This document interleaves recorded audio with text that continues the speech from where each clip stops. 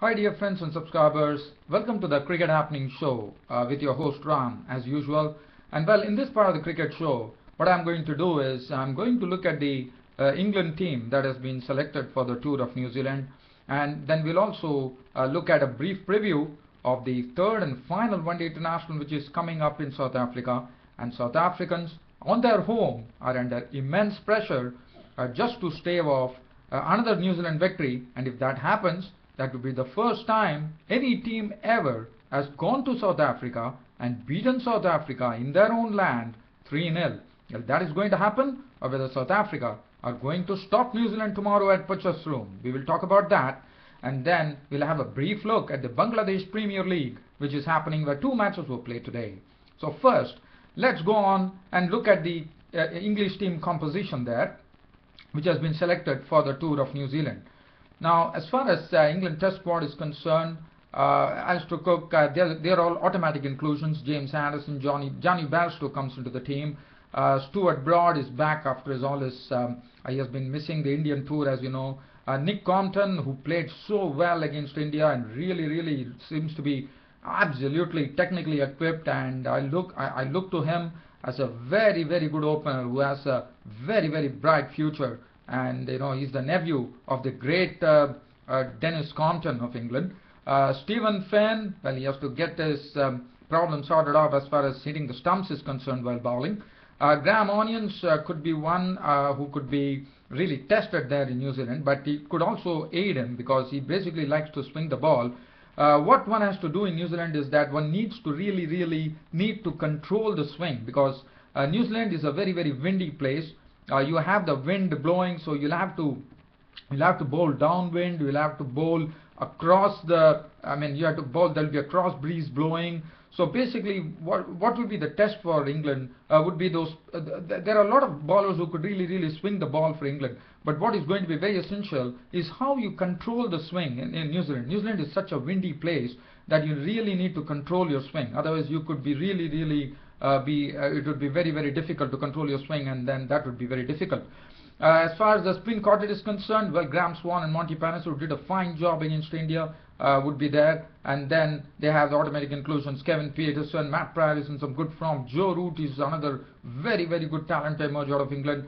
He has not only showed that he's as you know, nowadays, if any player which plays for any of the teams have to make sure that they fit into the every mix. It's not going to be only the test matches. They should be playing test matches. They should be playing the one-day matches. They should be playing T20, and that is what the selectors are looking out for. If Joe Root, after seeing the way he batted against India, not only in the test, where he grafted, and when he came into the one-day mix, he got his maiden 52 against India. And not only that, he is a very useful bowler too. We saw how his right arm off spin can be pretty useful. So that is good. He's a very utility person. So I think Joe Root and Nick Compton are going to be very keenly watched in New Zealand. It will be the first tour of New Zealand, so it will be very interesting to see how they shape up. Jonathan Trout, who didn't have much against India, didn't have a really good tour against India, will also be there, and he would be definitely liking to get his form back. Chris Woakes is the surprise inclusion. Now what they have done is that they have decided to discard Tim Bresnan out of the team. Now Tim Bresnan, with his swing bowling, would have been an automatic choice, but the reason that this has happened, in my opinion, would have been for the simple fact that Tim Bresnan has been having a very poor series against India. So that's the precise reason Chris Woakes has been given the nod. Now Chris Woakes has never played test matches, so he would be probably hoping to make his test debut in New Zealand. But it's not a difficult place, I would say. It's probably a difficult place to make your debut, but unless and until if you can control your swing with the wind blowing there, that is going to be the key. And I'm sure the England bowlers would have definitely seen some videos, and they know how to. Once they get acclimatized to the New Zealand conditions, I'm sure that would be a different ball game. As far as the England T20 squad is concerned, it's going to be led by Stuart Broad, the captain. They have a mix of Johnny Bairstow, Danny Briggs. Danny Briggs is a good left-arm spinner. Josh Buttler, Joe Dernbash, Stephen Finn, Alex Hales. I know Alex Hales is another. He's a typical limited overs batsman, so he gets his chance in the England T20 squad. Michael Lambo is a good hitter of the ball. Stuart Meeker, Ian Morgan, Now Ian Morgan doesn't find a place in the Test squad. He has been given a place in the T20 squad and the One Day International, which is quite capable of. Samit Patel, who did well, again doesn't find a place in the England Test squad. He has been given a chance in the England T20 squad and the One Day International squad. James Treadwell, I thought he was very, very impressive against India, and probably due to the competition, I thought that James Treadwell has not got an opportunity to actually play in the Test matches. I thought he could be a good Test match bowler, but probably due to the competition which exists in spin with Monty Panesar, Graham Swan, and also we have Joe Root, who has been bowling his offies well. So that's the precise reason I thought that James Treadwell has not got his chance. But I felt that James Treadwell is a good bowler. He could be a very good prospect for Test cricket because he likes to flight the ball, and we saw how the Indians actually gave away the wickets to Treadwell. Chris Woakes, he's there in the England Test squad. In fact, Chris Woakes has got an opportunity in all the three squads. He's there in the Test squad, he's in the T20 squad. He also finds a place in the England ODI squad. And then we have, well, that's the composition. Luke Wright, who is in both forms. In fact, Luke Wright, I'm a bit surprised that he has not got an opportunity in the One Day International squad, but he has been given an opportunity in the England T20 squad. As far as the England ODI squad is concerned, Alistair Cook is the captain.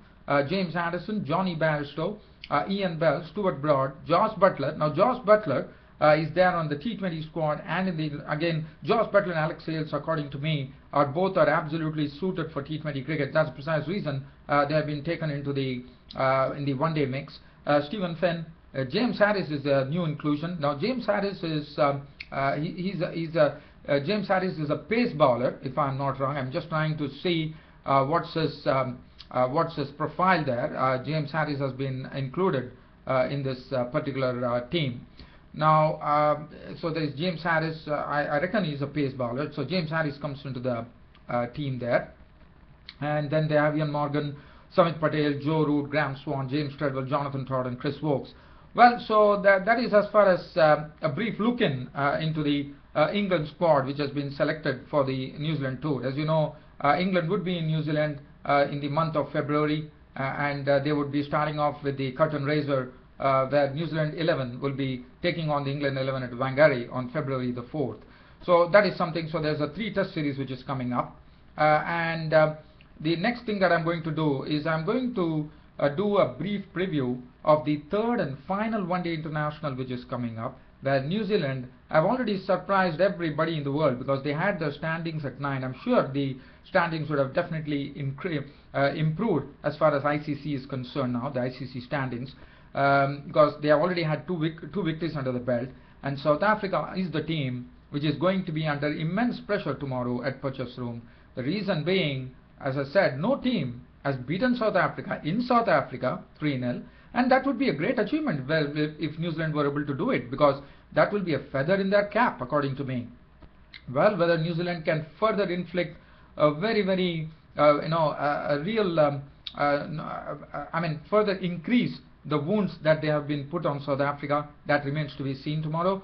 But as far as South Africa is concerned, who basically in the last one-day international they faltered from 168 for 1, so they would have learned their lessons, and I'm sure South Africa and the home fans there at potechfsroom would be praying that this time South Africa doesn't miss this opportunity and try to put it across New Zealand, because if they don't do that, that would be something that South Africa would be definitely ruining. Now Graham Smith, Quinton de Kock, they look good the other day. Colin Ingram, Faf du Plessis is the captain. As you know, they have a new captain. But as I said, even though Hashim Amla and AB de Villiers is not there, it doesn't mean that South Africa is not strong, because they have a wealth of talent which they can draw on. They have Farhan Barhadin, who made his debut. David Miller is a good finisher. Ryan McLaren. Now Aaron Fangiso might be coming into the team because it seems that Robin Peterson has actually split his webbing, so probably Aaron Fangiso might get an opportunity. Rory Clanville, Dale Steyn, whether he's going to come in, well, I'm sure South Africa will be tempted to give Dale Steyn, because they have gone for some rotation policy, but I'm sure Dale Steyn should be coming into the team, because he is there, according to me, Dale Steyn is their trump card tomorrow. Moni Markel and Onwambo Sotsobo has been looking good. So as far as New Zealand is concerned, now New Zealand, the only thing that they need to do tomorrow, according to me, is that Martin Guptill's form has been a very pretty dicey. I mean, he has not been doing well. It's very essential that Martin Guptill fires tomorrow, because if Martin Guptill fires, I'm sure that New Zealand would be absolutely buoyed up, because if that opening partnership is going to really, one hopes that the confidence has really sunk into New Zealand team, and that really motivates Martin Guptill, who has been having a very poor series. Well, if we can really turn that down tomorrow, and I'm told we are going to have a flat batting track tomorrow, it's going to be a batting track, and if Martin Guptill can take his chances there tomorrow, that would be absolutely great for New Zealand. So they would be looking out for a good opening foundation, and then Kane Williamson coming on the heels of a very good unbeaten 145, becoming the highest individual run scorer, highest run scorer against South Africa as far as individual runs are concerned. Grant Elliott played a good hand the other day, was looking pretty impressive. Brendan McCullum, the captain, I'm sure he's absolutely over the moon, because beating South Africa, and South Africa has already won the series, and for New Zealand they have nothing to lose. They can just go all guns blazing against South Africa tomorrow, and I'm sure Brendan McCullum would like to have that scoreline read 3-0. James Franklin is the all-rounder who actually took them to victory in the first one-day international, gave them a head start there. And Colin Munro is the all-rounder. They have Jimmy Neesham, Nathan McCullum with his fielding. And now again, let's talk about the New Zealand fielding. Now that is something that South Africa have to guard against, because this New Zealand outfit looks to be a superb fielding outfit. And then they have Kyle Mills and Mitchell McClenaghan, who did immense damage in the first one-day international. And Kyle Mills, who can really, I mean, he can be used as a pinch hitter, and he could be another very vital contributor. So I think for New Zealand, everything to play for. For South Africa, they have to really guard against many things there, because they are the ones under immense pressure on their home ground, and that too on their home turf in Potechfsroom. That is the third and final one-day international, which is coming up tomorrow, and what an interesting match that is going to be. Well, if New Zealand can do that, that will be a rare whitewash that they would have done to South Africa tomorrow. Well, so from here we are shifting the focus here. Now I'm just going to go through some Bangladesh Premier League. We're going to have a brief look at the scores there, what happened today. Well, there is one win for the Khulna Royal Bengals team, which actually had a crushing victory by 68 runs against Duronto Rajashahi. Khulna Royal Bengals put up 197 for no loss of 20 overs. The openers Lou Vincent cracking 89 not out of 51 balls with 6 fours and 8 sixes. Shahriar Nafees getting on to an unbeaten 102 of 69 balls with 12 fours and 2 sixes. And what a score, not a single wicket being lost, and Khulna Royal Bengals put a princely 197 for no loss. And as far as the bowling is concerned, well, I'm not going to really talk about the bowling. I don't think the bowling attack was pretty